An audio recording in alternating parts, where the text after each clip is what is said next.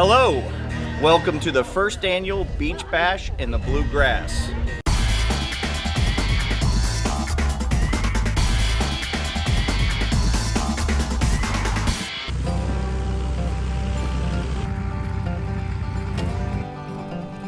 I just got back from Madisonville, Kentucky, which hosted the Beech Bash, a new Beechcraft-centric fly-in. And let me tell you, this one was special. At first glance, it may have looked like yet another pancake breakfast. But this one was not a local event. People flew their Bonanzas and Barons in from all over the eastern half of the US. And there were a few big names at the Beech Bash, like Tom Turner from the American Bonanza Society, George Brawley from GAMI, Mark Baker from AOPA, and Scott Perdue from FlightAware.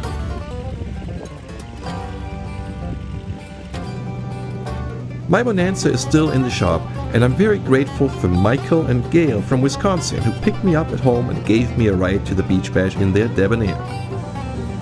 Other people flew to Madisonville in formation. We arrived on Friday afternoon. A beautiful sunny weekend, nice and warm, so unlike the weather back at home where winter just doesn't want to end this year.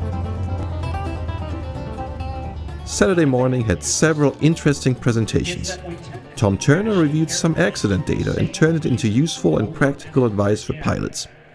We really haven't invented any new ways to crash an airplane, with the possible exception of mode confusion about technology in the last 15 or 20 years or so.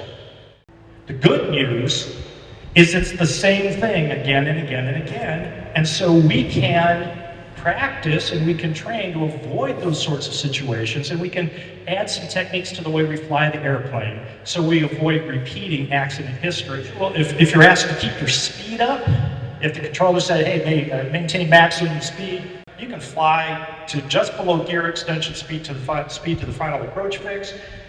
And following these techniques, you can fly that constant glide angle while you are descending during the descent until you reach that stable final approach speed, and eventually you break out and you slow down and land from there. Next, Mark Baker, the president of AOPA, spoke about achievements but also about some of the challenges general aviation is facing. And I have been a spender on Beech product for, oh boy, I guess close to 35 years. I've done everything from a Beech 18 on straight floats, which I highly recommend you do once, not twice. It was a lot of fun, but it was a lot of work. And I've owned a Musketeer, I've owned about a dozen Barons, B-35, an A-36, a Pete Baron, and a couple of King Airs. One thing you know, Beech makes a really good product. And we're going to be celebrating these airplanes for a long time to come. Thanks to Tom and the ABS group over there for keeping the maintenance programs and keeping everybody aware of what we need to do to take care of it and really be good stewards for these airplanes, because they're going to be around for another 50 or 80 years. I have never seen it this busy in my 45 years of flying, where flight schools up on the West Coast or down south, around 6-8 months for the first initial ride. I do think we'll get back to 35,000 private pilot licenses in the next 24 months. But with that comes some challenges. And what was safety going to be? I saw Tom knows something about safety. But we just came through last year, the safest year in terms of fatal accidents this country has ever seen, with flight hours up. So one thing I want you to do, let's do a round of applause to yourselves for being safe out there. It makes our insurance hopefully available. We are committed to changing away from low lead fuel. We are committed. That's what as an industry and as a user group. But we have to have a safe alternative in a transition period that makes sense. We agreed no later than 2030. We'd like to do it next week. It was available. We don't have it available next week in distribution and approvals just yet. And I consider this to be the biggest threat to GA because we're so fragile as a user group. You start to lose airports in California where you don't know if you can get fuel for a big block engine, and you stop going there. And or somebody puts 94 in their big block engine. We have a safety problem. And I can't tell you how hard we're working to try and get these regulators to understand that this is about a land grab. This is not about a lead in the air problem.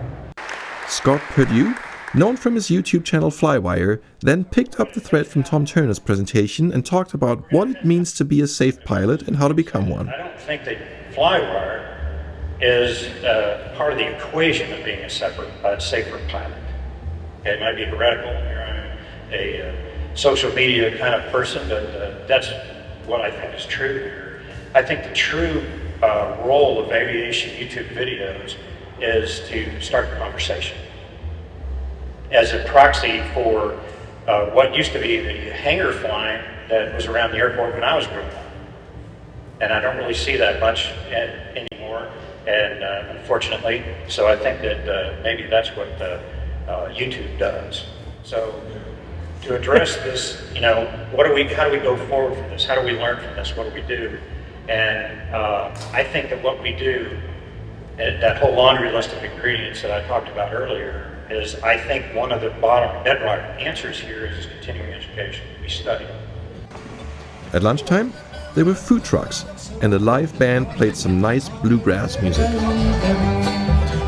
Well, young, come on, man, across the field. Presentations continued.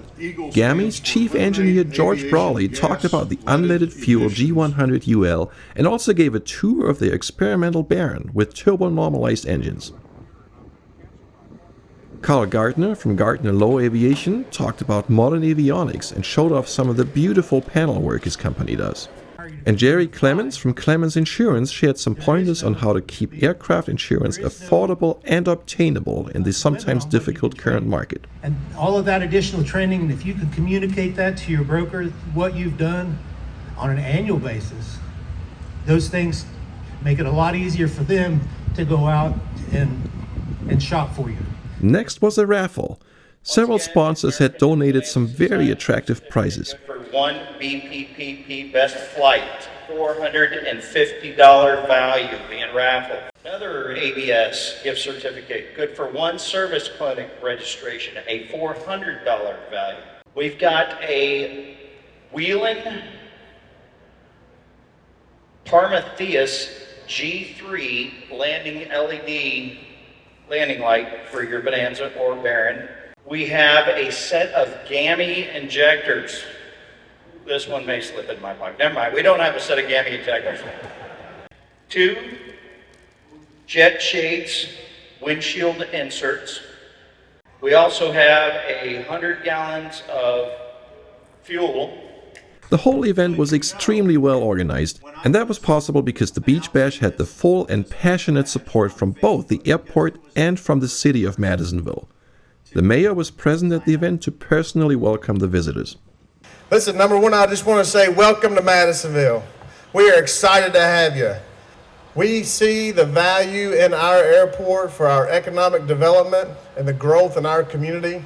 We want this to be an annual event. We want to continue to grow.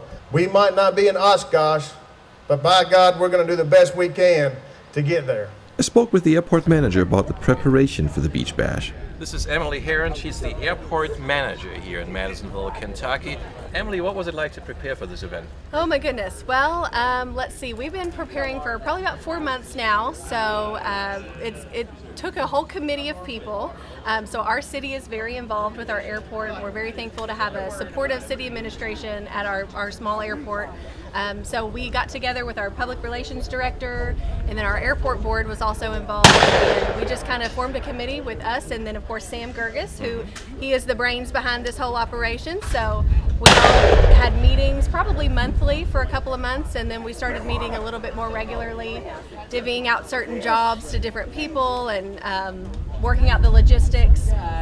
Transportation was probably our biggest logistic because we're a small town. We don't have Uber, we don't have Lyft, so we wanted to make sure we had ways to get people to and from the airport to their hotels and things like that. So so we got all of that worked out and made sure we had plenty of room to park all the airplanes we were expecting. And how many airplanes did you count? I haven't gotten a final count, but from what I think, we had about 60 airplanes in. Oh, that's fantastic. So great outcome for a great first-time turnout, fly-in. absolutely, yes. Yeah. You think we'll have it again next year? Absolutely. The shirts say first annual Beech Bash, so I think I would be disappointing a lot of folks if we didn't have a second annual. Well, we look forward to being back. Thank you for having us. We look forward to having you. All right. Saturday afternoon, we had an opportunity to visit the nearby bar Distillery. We got a nice tour of the premises, a former high school building, and were invited to a tasting. Really miss it. Really miss it when she was here. The last show he actually did here in Shelburne County. This was followed by a dinner out in the country, again with live music, this time performed by James Gregg from Florida.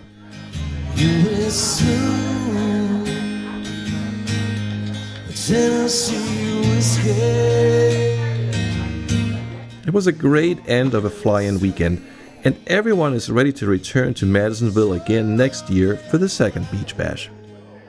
All right, folks, this is Sam Gerges. He is the organizer of this wonderful event in Madisonville, Kentucky that we are experiencing here. It's Saturday evening. We've had a full day of fun at the airport, presentations. Actually, not too much flying, right? But good food, music, good company. Tell us about how this started. So this started as a casual conversation. It was just me and a couple of friends, and you know, social media has shrunk the world. So I've got friends in Wichita, I've got friends in Texas, I got friends in Virginia. We all talk on Facebook, you know, mainly the Beechcraft Bonanza owners Facebook page. And we were all talking, and it just occurred to me, how cool would it be if we picked a centralized location that we could all meet at, get together, hang out, and have a party. So I thought, well, for fun, I'm going to text my buddy Mark Baker, and I really thought if I ask him to come speak, I'm going to say, Sam, you know, I'd really like to, but I'm too busy, I don't have the time, and give me a reason why he couldn't make it. Well, And that would have been the end of it. and that would have been the end of it. And I'd been like, well, I tried. And I'd have washed my hands of it. So I said, hey, Mark, you know, I'm texting, hey, Mark, would you mind coming to my beach bash? I want to have a little party in Madisonville. Would you mind coming and speaking? And he immediately responds back, sure, when do you want to do it? And I'm like, oh, boy. So that's when I knew that I was committed and that this was real. And from there, it just snowballed. Tom Turner reached out to me, Scott Purdue. People started, hey, I'd like to come and I'd like to speak. Sure, that'd be great. And the city of Madisonville did a phenomenal job. They all got excited, got behind this. They put out, they rolled out the red carpet for us, if you didn't notice. But I did notice. I've been to many fly-ins. I've never been to one where it was so visible that not just an organizer, but the city and the airport were 100% behind the event. They got excited. They were as excited or more excited than I am. A couple of the people, Jimmy Riddle and Andy, some of these guys that are on the board there also fly Bonanzas. So they just got even more excited. When I told them who was coming, it was like, okay, we're pulling out all the stops. And I'm still in disbelief at the amount of effort they put out to help make this happen. Well, it turned out wonderfully. Right? Oh, the this weather is cooperated too. This has Had been a nice sunny day. amazing. I feel bad for the people that didn't make it. You missed a good one. Next year we're going to do this again. Make sure you make it a point to be here because you don't want to miss it again. You think it'll be around the same time next year? We're going to plan on the last week of April again. Seems to be a good area that's not too hot, not too muggy, but it's not too cold. Of course, with any location, weather can change. And unfortunately, some of the people that didn't come looked at the forecast, got scared, and then it turned out the weather people were wrong. Lo and behold, that never happened, right? So it ended up being beautiful weather. Yeah, and we can't control it, but we can't control it. That's right. You just work with what you got. Anyone in 2023 looking for this event, how can they learn about the date and the specifics? So our Facebook page, which you're on, is Beech Bash in the Bluegrass. It's a group. Join it. I will update everybody.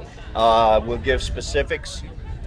More than likely, it will be, once again, the last weekend in May, so as not to interfere with Sun and Fun, but to still be early enough to where we have good weather and not push it too far in the muggy summer months. Right. Good idea.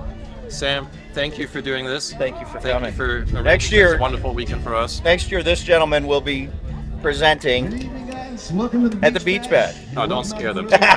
We're looking forward to it. All right. Hope to see you all next year. Or, of course, first there's Oshkosh, there's the beach party, there's the ABS convention. So many events still coming up this summer that I hope to see you and others again. Take care, everyone. Fly safe. See you in the next video.